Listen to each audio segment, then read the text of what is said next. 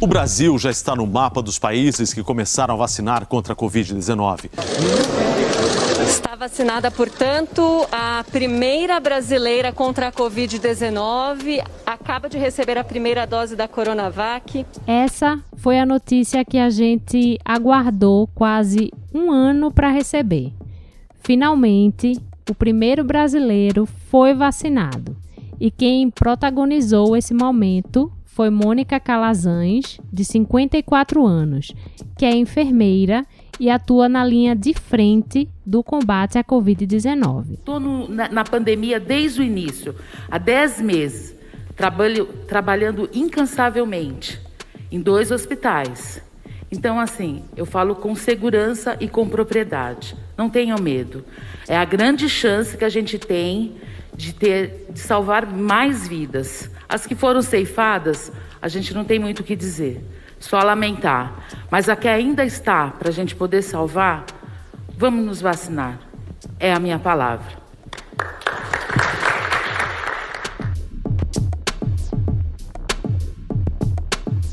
Aqui no Brasil, a Agência Nacional de Vigilância Sanitária aprovou 2 vacinas para uso emergencial.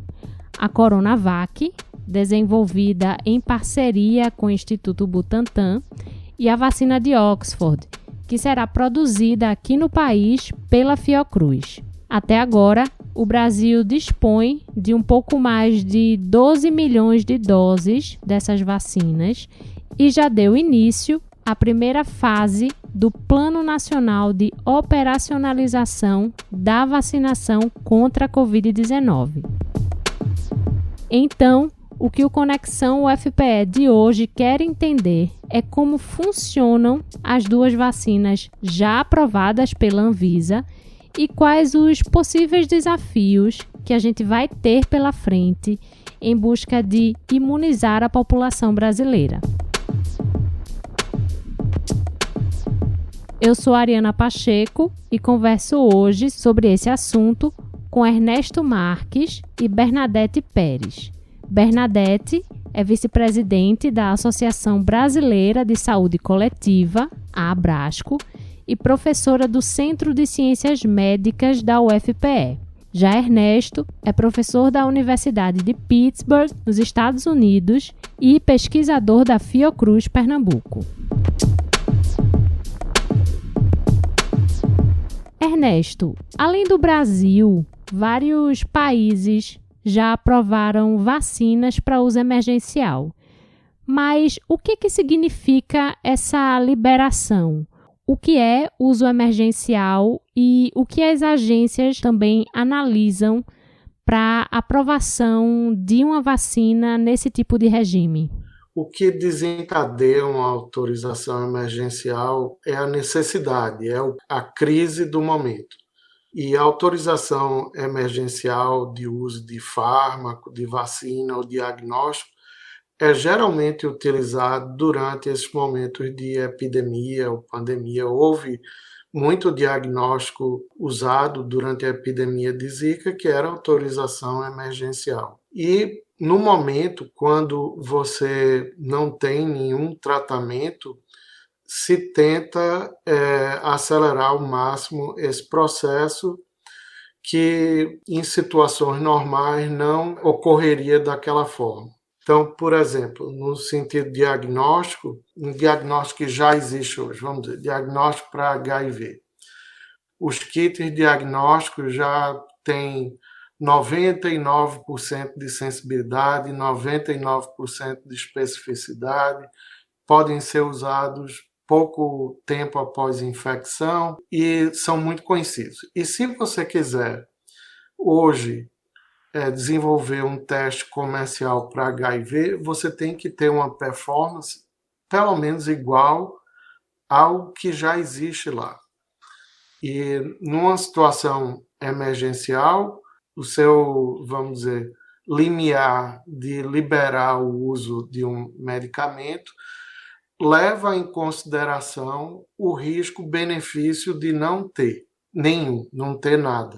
Então, essa lógica é o que se aplica também com relação a vacinas. se olha a taxa de mortalidade por causa da epidemia, do número de casos diagnosticados, número de óbitos, número de pacientes hospitalizados, e chega à conclusão de que é necessário uma vacina, mesmo que ainda não se tenha todas as informações sobre a vacina, como, por exemplo, quanto tempo ela dura, o que é que acontece quando a imunidade baixa. Esse tipo de coisa ainda não tem como saber, porque começou a testar as vacinas há 6 meses atrás. E não valeria a pena aguardar mais um ano ou mais para se obter todas as informações, porque isso poderia acarretar em um número de óbitos muito grande, bem maior do que, vamos dizer assim, esses potenciais riscos que ainda não se tem resposta. Ernesto, segundo os resultados divulgados, a vacina da Coronavac tem uma eficácia de um pouco mais de 50%, enquanto a de Oxford tem mais de 70%. Olhando para esses números, me vem uma pergunta que é: como é que é calculada a eficácia de uma vacina?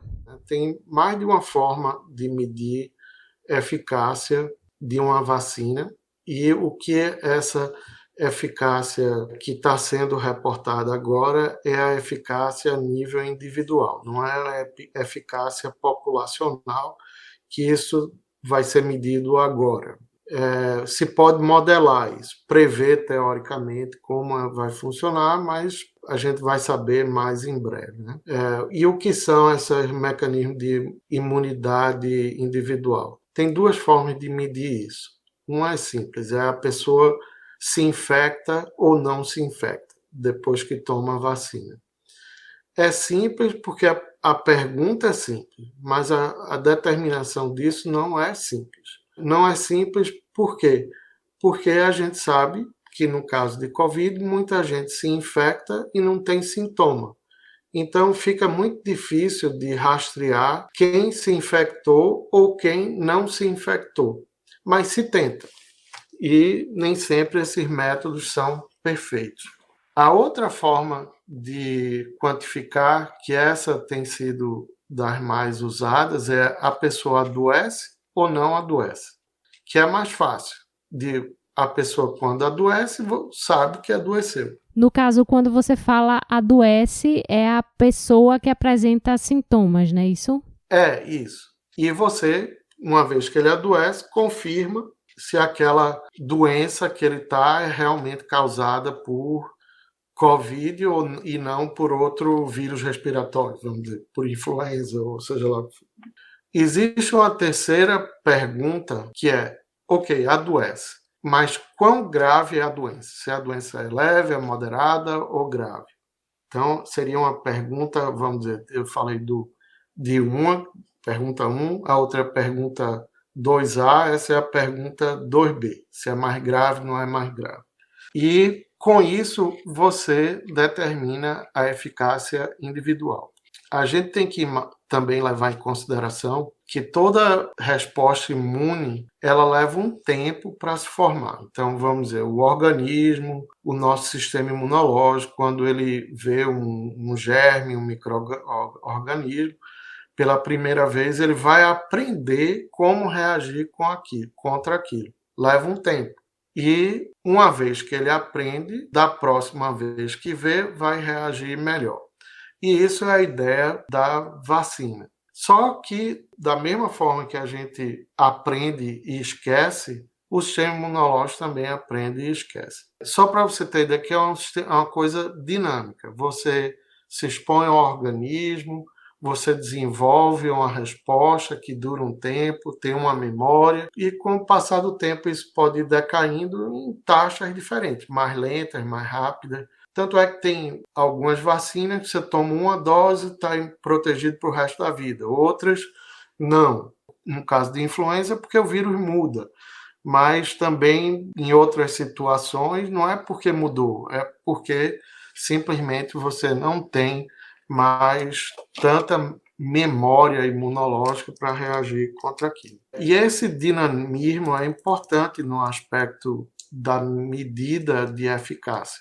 Quando você imuniza, dá uma dose, daqui a um mês dá outra, e você mede a eficácia, vamos dizer, nos primeiros 3 meses após a primeira dose, que foi o caso da maior parte das vacinas, são medidas de menos de 3 meses. Com isso, você está medindo a eficácia no ponto máximo da resposta. Então, é possível que depois desse período os anticorpos ainda continuem amadurecendo, mas é possível também que eles decaiam com o tempo. E isso é um aspecto que normalmente se sabe numa vacina, antes de começar uma imunização em massa, é saber quanto tempo vão durar esses anticorpos. Você não precisa esperar 10 anos para saber se ele vai durar 10 anos.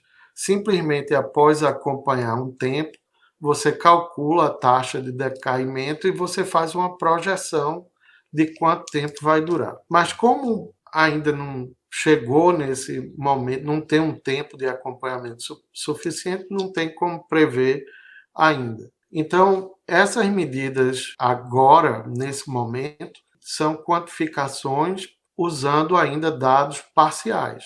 Os estudos clínicos ainda vão ou estão continuando.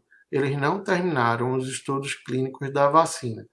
Eu diria, eles se expandiram, porque vai ter um grupo de pessoas que está sendo monitorado dentro de um estudo clínico e vão ter milhões de outras pessoas que recebem a vacina e não vão estar fazendo parte do estudo clínico, mas vão ter os seus sintomas colaterais ou infecções acompanhadas por outros mecanismos, que chama-se farmacovigilância. E isso é que é importante, eu diria, para a mídia, cobrar um sistema de farmacovigilância de qualidade para que se possa visualizar qualquer potencial efeito adverso de uma forma bem precoce, a mais precoce possível.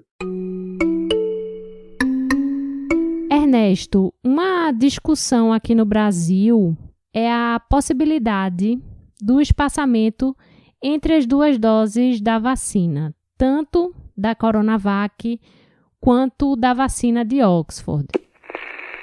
O Instituto Butantan e o governo de São Paulo informaram que estudam aí a possibilidade de ampliar o intervalo entre as 2 doses da vacina que a mesma pessoa deve tomar. A Saúde do Rio de Janeiro informou que deve usar todas as doses da vacina de Oxford que o estado vai receber do Ministério da Saúde assim que elas forem entregues e que não deve reservar metade desse carregamento para aplicar somente na segunda dose.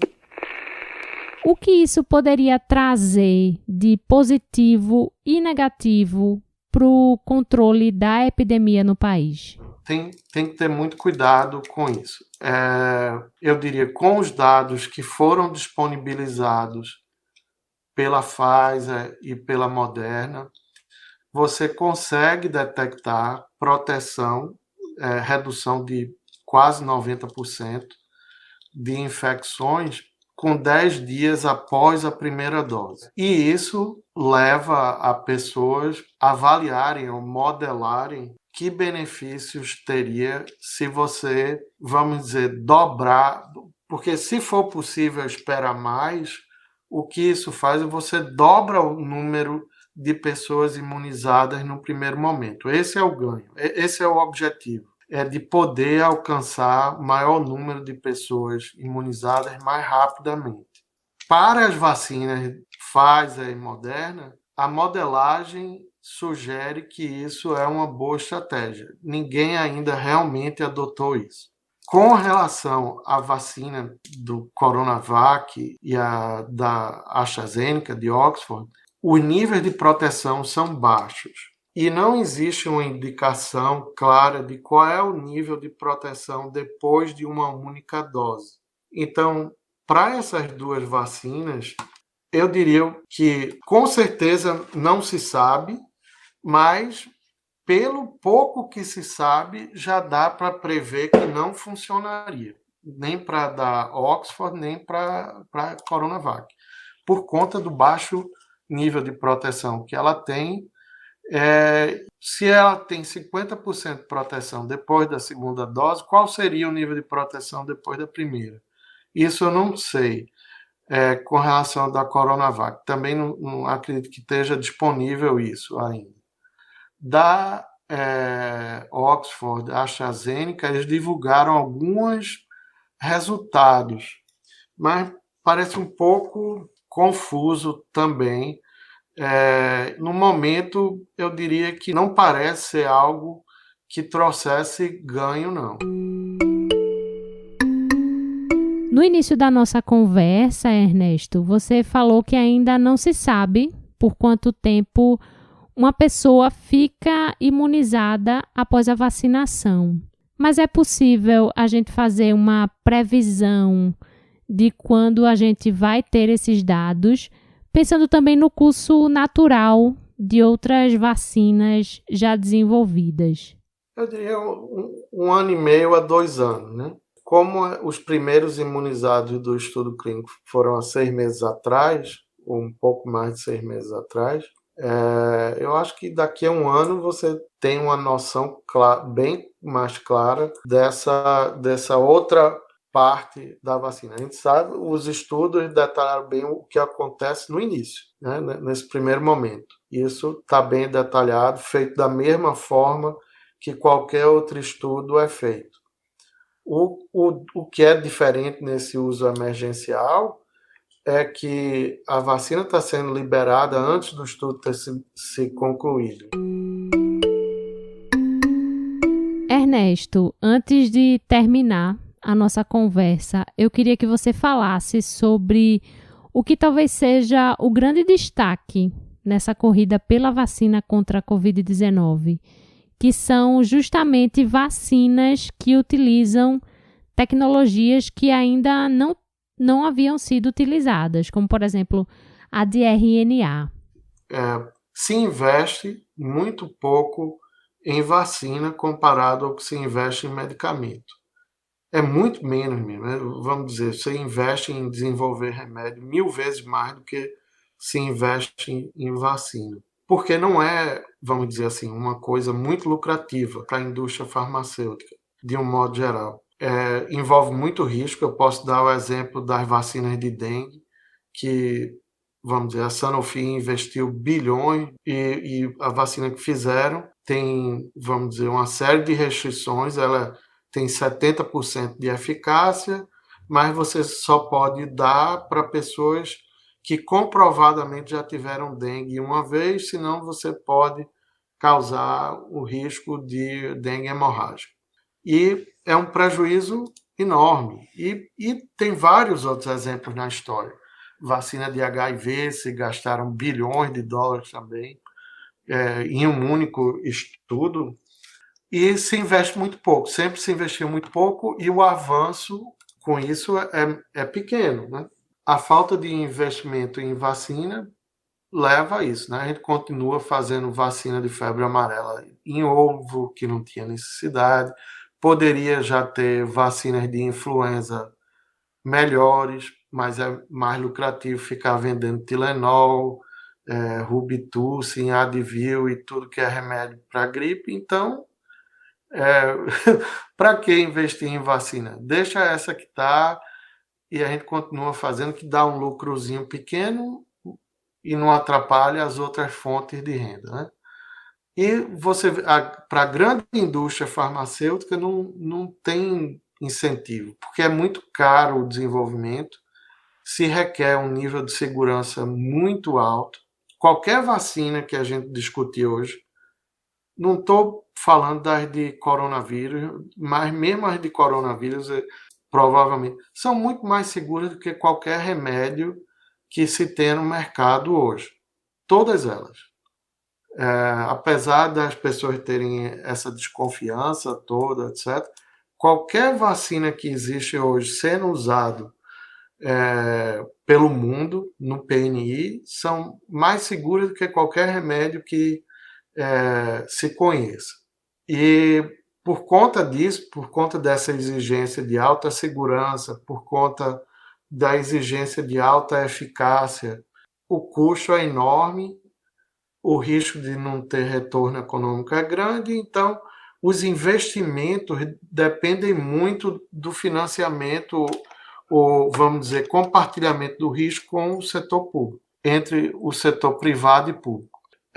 Se você olhar os estados onde a indústria de produção de vacinas é estatal, eles fabricam vacinas. A Índia, o Brasil.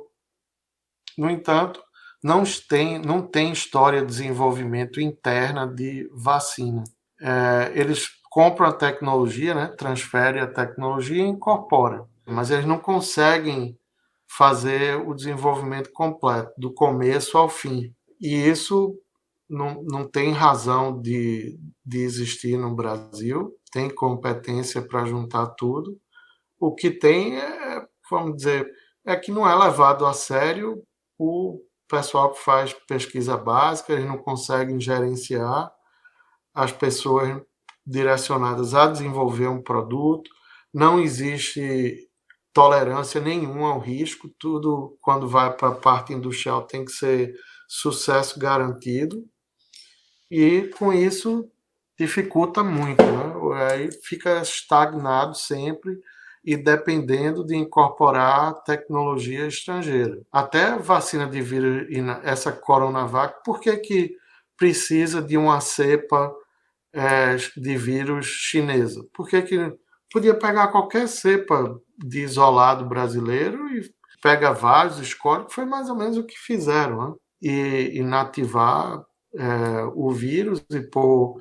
Tudo isso são processos já conhecidos de outras vacinas, né? Então, o que é que eu quero dizer? Com esse investimento, acelerou a aplicação essas tecnologias de RNA, vetor viral, DNA, isso usa há mais de 20 anos, já vinha sendo usado em modelo animal, em estudo clínico de fase 1, para algumas doenças. Geralmente era para câncer, doença complicada, mas nunca houve um investimento realmente maciço nessa direção como houve agora, né? Então, eu acho que isso leva o setor industrial a acreditar mais nessas tecnologias do que acreditava antes.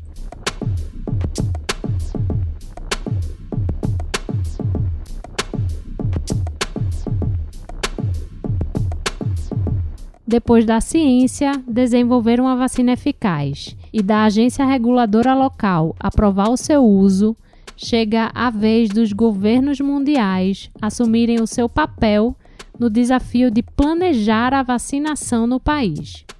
E é justamente sobre esse planejamento e os desafios que poderemos enfrentar aqui no Brasil em busca de imunizar a população que eu converso agora com Bernadette Pérez, vice-presidente da Associação Brasileira de Saúde Coletiva e professora do Centro de Ciências Médicas da UFPE.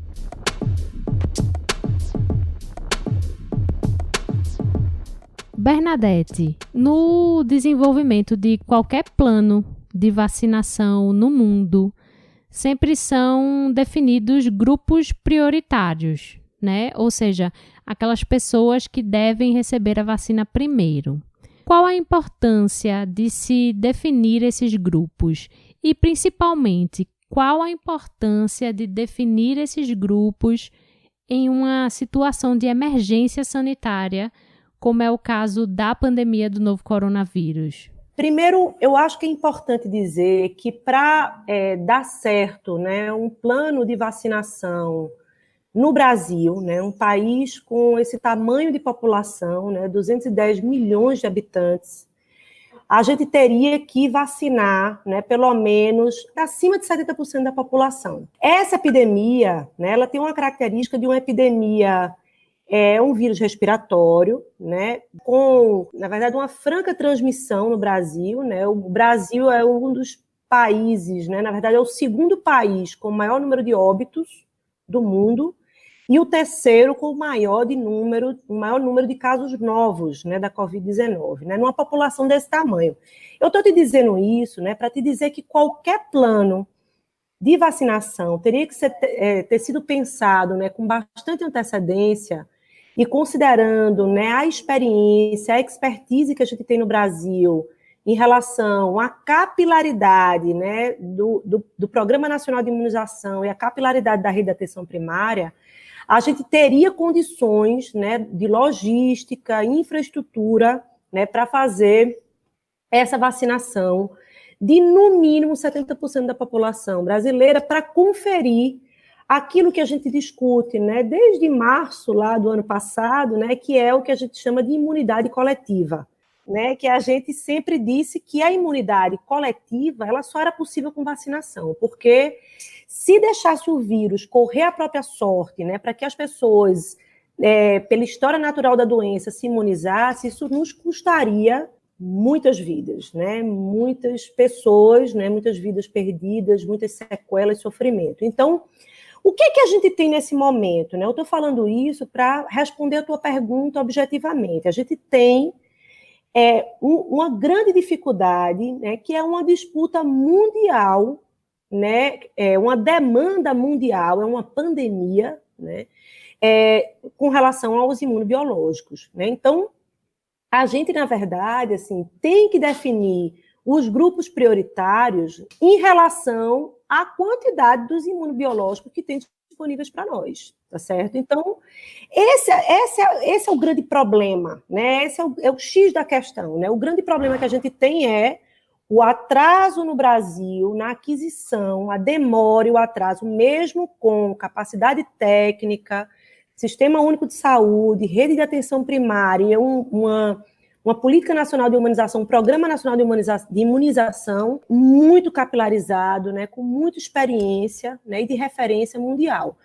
Nesse sentido, a gente atrasou muito as compras, né, e aí com todos os equívocos e descoordenação e sabotagens do governo federal em relação a isso, a gente chega no momento em que a gente tem uma quantidade muito pequena, além do atraso, né, de doses de imunobiológicos para ofertar à população. Neste sentido, a prioridade, né, absoluta nessa primeira etapa, que são a população acima de 60 anos, institucionalizados, né, em ILPI, instituições de longa permanência para idosos, população quilombola ribeirinha, população indígena, os indígenas aldeados, né,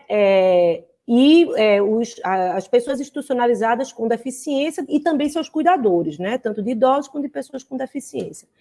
Esse foi o público priorizado no Plano Nacional, em que cada estado, né, e a depender do número de idosos que recebeu, foi estabelecendo, né, outros critérios em relação à oferta que tem de insumos. Então, Ariane, assim, eu te diria que a nossa grande questão é como vacinar acima de 70% da população, né? Com essa estratégia retardada, a gente tem que ter uma estratégia de aquisição rápida e ampla, né, dos imunobiológicos, né, de empresas diferentes, com transferência de tecnologia para a produção nacional, no caso do Butantan e da Fiocruz, né, com suas parcerias com a Sinovac, Coronavac, com a AstraZeneca, né, de Oxford, e aí, na medida que vão chegando essas doses, que ainda é muito pouco, muito pequena a quantidade, a gente tem que definir subcritérios e outros critérios, né, em relação a esses imunobiológicos disponíveis. E, Bernadette, hoje o Brasil está na fase 1 do Plano Nacional de Imunização contra a Covid-19. E, como você falou, tem prioridade, né? Trabalhadores da área de saúde, indígenas, idosos com mais de 75 anos e pessoas com mais de 60 anos que vivem em instituições de longa permanência. Na sua avaliação, qual o principal desafio dessa primeira fase de vacinação aqui no Brasil? Eu acho que a gente tem alguns desafios, mas eu destacaria dois, né? Um primeiro que é conciliar a estratégia de vacinação da população com as medidas rigorosas de controle individual e coletivo da população em relação a esta epidemia. Né? Na verdade, as mortes são evitáveis, né? Não só com vacinação, mas são evitáveis com medidas de controle, de proteção social às populações mais vulnerabilizadas, de medidas, né, de vigilância epidemiológica, onde a gente consiga precocemente identificar sintomáticos, fazer testagem ampla, identificar contatos próximos e domiciliares, fazer um isolamento adequado, né, um isolamento com proteção social, né, com a característica de desigualdade, de injustiça que a gente tem. O Brasil é um dos países mais desiguais do mundo, e Recife, né, o estado de Pernambuco, um dos estados, né, e a capital, né, com mais desigualdade no país. Então, a gente tem que pensar nisso para conseguir não investir tudo na etapa de vacinação, mas conseguir continuar com medidas, né, de respostas, seja ela epidemiológica, na assistência, na clínica, nas medidas de proteção social, de economia, né, da política, as mensagens simbólicas, né, que as autoridades sanitárias colocam, né, dizem para a população, e como essas mensagens chegam, inclusive na forma de infodemia, né, de fake news, né, com muita força nos territórios, né, principalmente nas comunidades. Então, eu acho que junto com a vacinação, esse é um primeiro desafio. O segundo desafio, Ariana, eu te diria que é a gente conseguir pensar nesses critérios, né, a população mais vulnerabilizada. E eu destacaria aqui para você os profissionais de saúde, né, como profissionais que têm adoecido de forma muito prevalente no estado de Pernambuco, né, em torno de 1/3 dos adoecimentos das pessoas que se infectam por Covid são profissionais de saúde. Então, tem que ter um destaque, né, para esses profissionais que diretamente, né, estão atendendo pessoas, né, claro, nas UTIs, nas enfermarias, diretamente de assistência a pessoas com as formas graves da Covid-19, mas não só. Na rede básica de saúde, nos diversos ambulatórios, nas emergências gerais, nas emergências psiquiátricas, nos CAPs, né, as unidades, né, especializadas em transtorno mental ou uso abusivo de álcool e outras drogas. Então, todos os profissionais de saúde têm que ser priorizados, né, pela grande prevalência de adoecimentos e mortes dessas pessoas, né? Então, eu destacaria isso, além de que, como estão atendendo diretamente as pessoas, acaba que vira um meio, né, de transmissão, né, um vetor, né, para a transmissão ativa, né, do vírus SARS-CoV-2. Eu acho que esses critérios é o segundo grande desafio, né, a gente poder definir com muita honestidade, e de forma muito criteriosa como é que vai ser, quem são essas populações mais vulnerabilizadas na epidemia. E por falar em desafios, Bernadette, hoje o Brasil enfrenta um problema que é a quantidade de vacinas disponíveis, que é muito baixa, né, para vacinar as pessoas que devem ser vacinadas só nessa primeira fase da campanha. Fora que existe também a questão dos insumos para a fabricação dos imunizantes no país. Como é que você vê essa situação?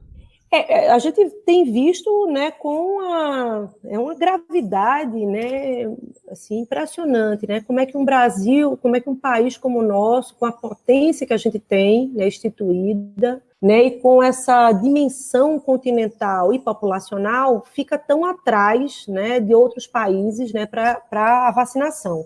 Mas eu te diria, Ariana, assim, que na verdade eu acho que tem uma questão que a gente tem que pensar, que são as estratégias globais de enfrentamento da epidemia, né? A gente vem alertando, né, da necessidade de uma solidariedade, de uma relação geral entre os países, né, no sentido de pensar na epidemia, né, para além das dimensões territoriais do próprio país. Senão, não é possível a gente controlar as variantes, né, que a gente já tem 3 apontamentos de mutação com variantes na África, primeiro no Reino Unido, né, a variante do estado do Amazonas e a variante da África do Sul, né, e isso tem um significado importante, né, para falar que não podem ser, hoje a gente tem em torno de 47 países vacinando sua população, né, desde dezembro do ano passado, né, mas quando a gente bota, né, num perfil quem são esses países, a gente vê que são países do norte mundial, né, países geralmente, né, mais ricos, que saíram em busca e correram atrás para comprar primeiro, né, as vacinas para toda a sua população. A orientação e a discussão que a gente sempre fez foi que, na verdade, a gente tinha que ter, e a orientação, inclusive, da própria Organização Mundial de Saúde, é que a estratégia tinha que ser a vacinação da população prioritária de todos os países, independente da capacidade de compra, independente do poder aquisitivo, né, coletivo da população e individual dessas pessoas, que é uma questão que a gente está discutindo também internamente no Brasil, com a corrida a proposta, né, aventada, apresentada e aceita pelo presidente da República de que as empresas pudessem comprar as vacinas em paralelo ao SUS para vacinar, né, seus próprios trabalhadores, né?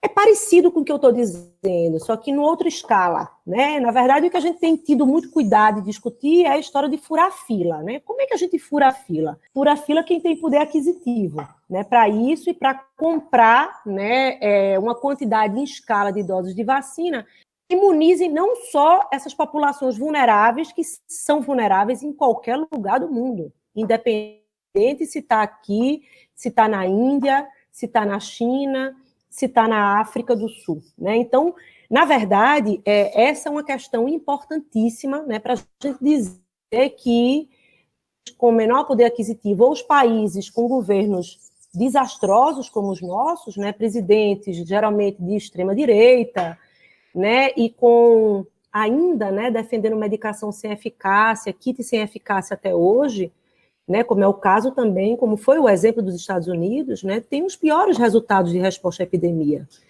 E, na verdade, o Brasil ficou muito atrás, né, na aquisição das vacinas, mesmo com capacidade, né, de fazer, capacidade técnica, de fazer de acordo com sua logística, de acordo com o Programa Nacional de Imunização, que é a referência mundial.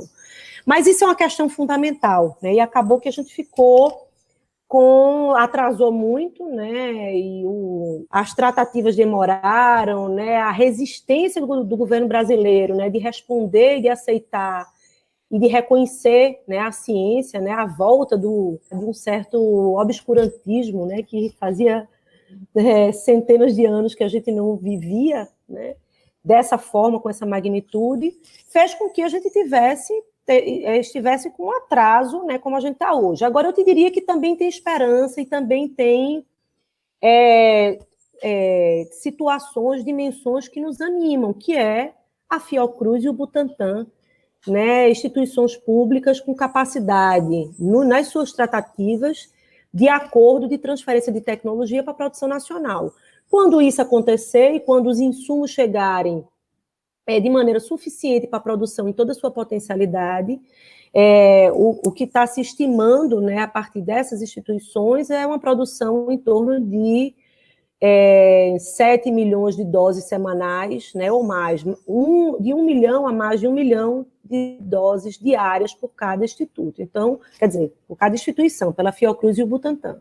Então, nos alegra, né, porque a gente precisaria, para imunizar, né, uma boa parte, vamos dizer que em torno de 70% da população, contando com 2 doses, a gente precisa de mais de 300 milhões de doses, né, para imunizar, para chegar próximo dessa imunidade coletiva.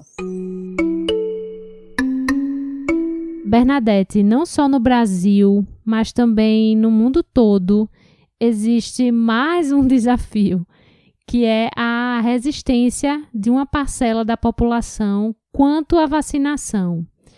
Então, eu quero te perguntar como é que os movimentos anti-vacina podem impactar nos resultados esperados do plano de vacinação e na criação da imunidade populacional esperada?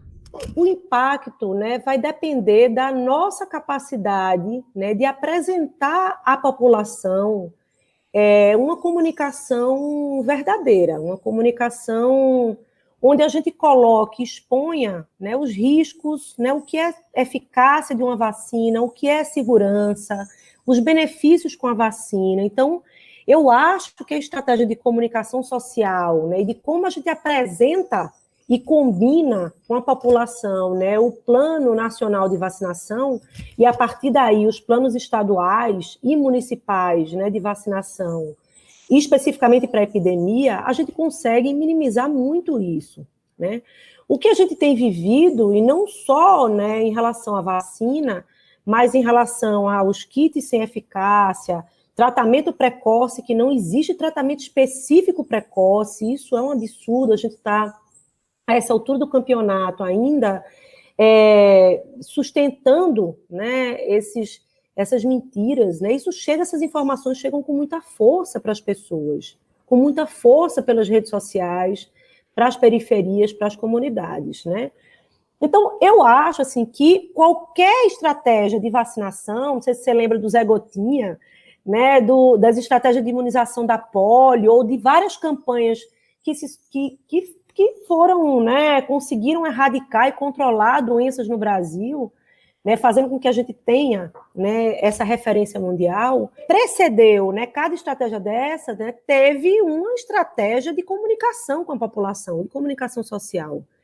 Então, assim, não é novidade, né, os movimentos que são contrários, né, ou os movimentos, né, que às vezes agora está com muita força por causa das redes sociais, mas com informações falsas, né, que chegam, né, nas comunidades, né, com essa potência de atrapalhar uma boa resposta da epidemia. Então, assim, eu acho que é uma comunicação franca com a sociedade que a gente está precisando, né? Eu acho que é legítimo que existam movimentos de resistências, mas eu acho que este não é o grande problema no Brasil. O nosso grande problema é não ter vacina. Quer dizer, a vacina precisa chegar, né, para que a gente consiga fazer uma comunicação e lidar com os movimentos e fazer um debate democrático, né, com essas pessoas, com esses movimentos, a gente precisa ter um insumo, né? Sem a vacina, e na verdade a gente não escolher que tipo de vacina, porque aqui chegar primeiro, né, a que a gente precisa, né, este é o momento que a gente está, infelizmente, né, a gente vai, né, ampliando a comunicação, e eu garanto a você que a maioria da população brasileira, né, não quer morrer, né, e quer ser protegida e quer proteger os outros e ter uma solidariedade coletiva, né? Eu acho que esse não é o nosso maior problema, não, no Brasil. Nosso maior problema, eu acho que é o negacionismo, a sabotagem e o próprio governo federal. Acho que muita gente, Bernadette, que está ouvindo a gente e que não faz parte de nenhum grupo prioritário do Plano Nacional de Vacinação, deve estar se perguntando quando é que será a sua vez de se vacinar. É possível fazer uma previsão de quando a vacinação será ampliada, levando em conta também esse ritmo, né, com que está se desenvolvendo essa primeira fase? Olha, é muito difícil, essa é uma pergunta, eu queria muito ter essa resposta para você, viu, Ariana, e para as pessoas que estão nos escutando, queria muito, mas a gente não tem, porque na verdade a gente não tem a disponibilidade, né, dos insumos efetivamente hoje, né, no Brasil. A gente tem uma quantidade de doses muito pequenas, né, muito pequena para conseguir dar conta, né, sequer do grupo prioritário, tender, né, para os 70%, né, todos acima de 18 anos. Claro que estratégia de plano de vacina começa pela fase 1 de prioridade, pela fase 2 de prioridade, até a gente conseguir imunizar, né, 70% da população, né, fundamentalmente acima de 18 anos. Então, é muito difícil a gente dizer quando a gente tem uma insegurança, né, na autoridade que poderia ter essa resposta para a gente, que é, olha, os insumos já poderiam ter, numa tratativa com o governo chinês, né, chegado ao Butantan, né, para essa produção, com a transferência de tecnologia e produção nacional no Butantan, e na Fiocruz com a AstraZeneca. Então, se a gente tivesse isso, e quando a gente tiver isso, a gente estima, né, que com essa capacidade de produção das nossas instituições públicas, né, a gente teria condições, né, de fazer toda a vacinação até o final do ano de 2021, né, se a gente conseguir ter a manutenção dos insumos e conseguir outras tratativas, inclusive, né, de possibilidade de uso emergencial da Sputnik, né, e de todas as outras possibilidades de vacinas que estão sendo produzidas, né. A gente tem são muitas vacinas, né, sendo produzidas, né, e em torno de 20 já chegaram, né, chegando ou já chegaram na fase 3, né, porque na verdade são 5 fases, né, para testagem. Essa vacina, a vacina contra o novo coronavírus, né, foi produzida, né, com uma velocidade incrível, né, em função da ciência, da incorporação tecnológica, da capacidade, né, que a gente teve, né, de ir buscar a resposta para isso. A gente, que eu digo, meio científico, pesquisador, e a gente tem, né, um número grande, né, na fase 3, né, depois a pré-clínica e as fases clínicas, e algumas já na fase 4. Porque o fato da gente estar pedindo um uso emergencial e já aplicando não significa que foi o final do processo. O final do processo não acaba com a imunização de toda a população. Ele continua com a farmacovigilância, com o acompanhamento das reações, que é o que a gente chama de fase 4, né, de acompanhamento dos efeitos adversos em escala de 1 milhão de pessoas, né? Então, para isso, a gente tem que ter o tempo e tem que ter a vacinação em massa da população para a gente ir avaliando esses efeitos. Inclusive as variantes, viu, Ariana? Que é um grande problema, por isso que eu não tenho também essas respostas para te dizer, né?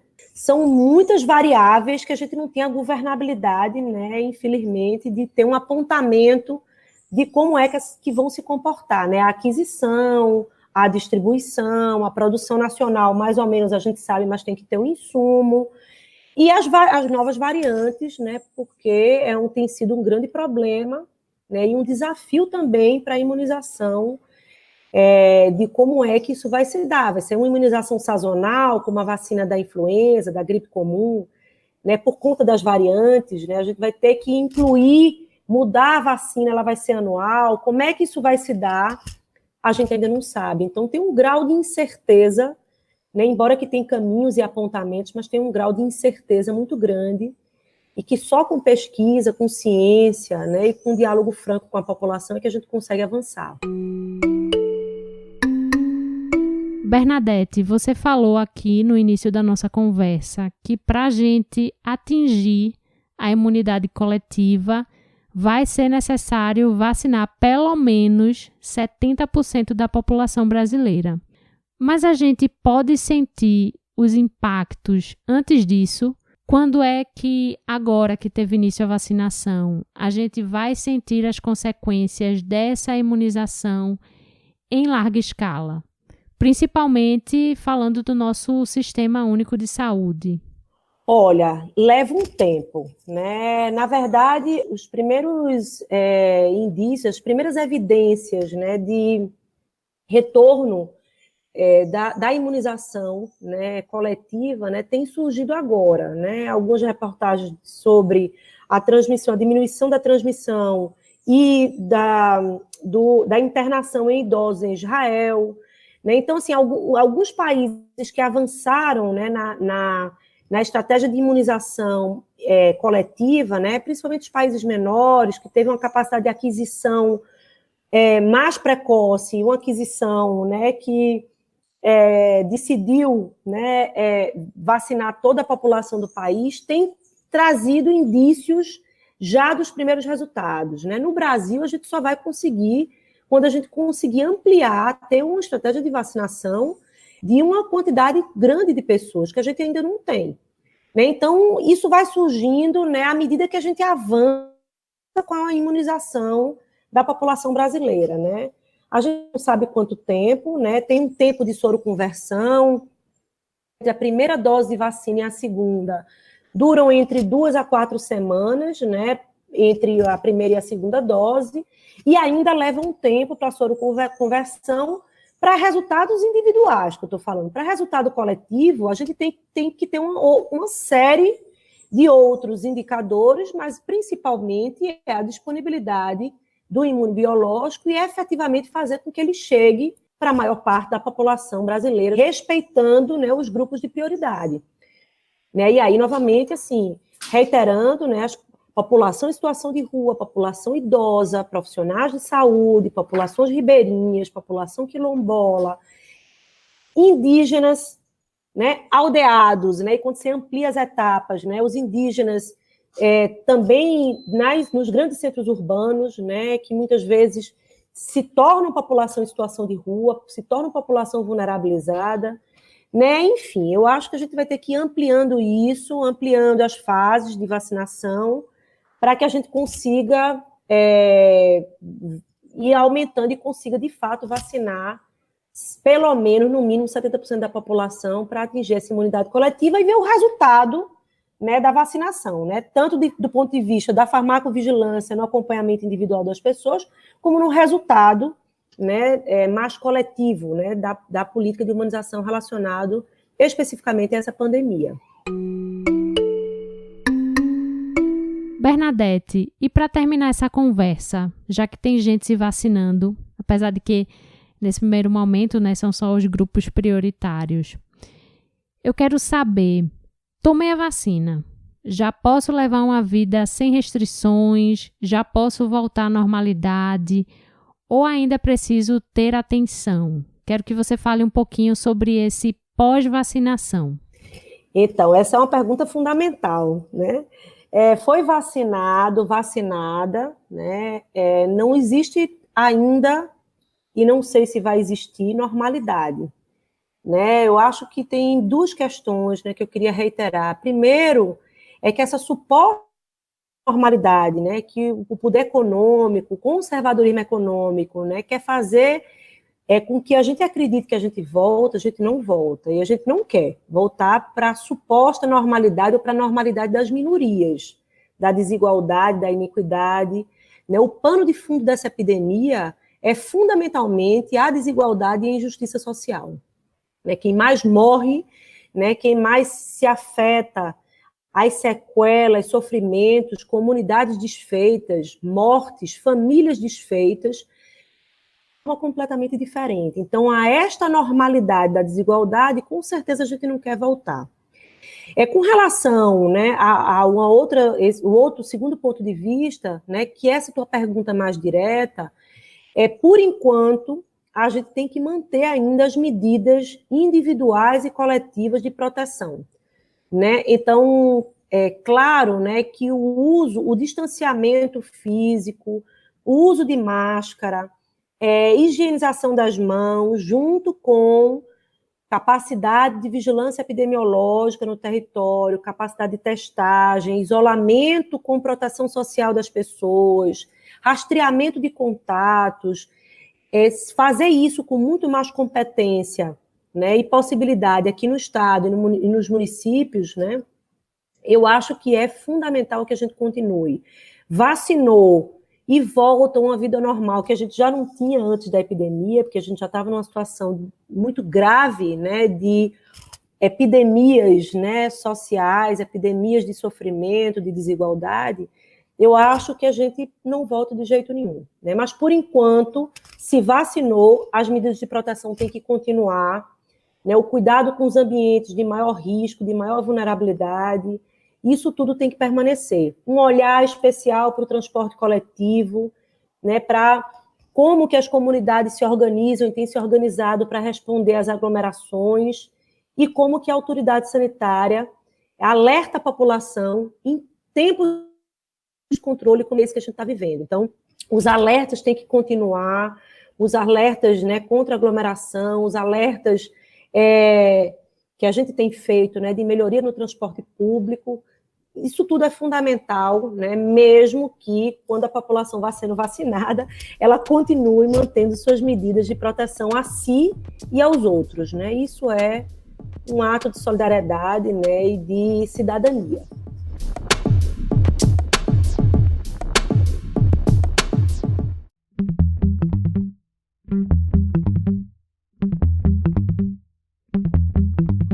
Esse foi o Conexão UFPE. Eu sou Ariana Pacheco e esse programa contou com áudios de TV Globo, Globo News e CNN Brasil. Quem assina a produção é Joyce Olimpo e Maria Eduarda Araújo. Você pode falar com a gente através das páginas facebook.com/Conexão UFPE ou twitter.com/Conexão UFPE. Deixa lá a sua sugestão ou comentário. E não esquece de seguir a gente no Spotify, Deezer, Google Podcasts, Apple Podcasts e também no Mixcloud para não perder nenhum episódio da nossa temporada 2021. Por hoje é só, mas a gente se vê na próxima semana. Até lá!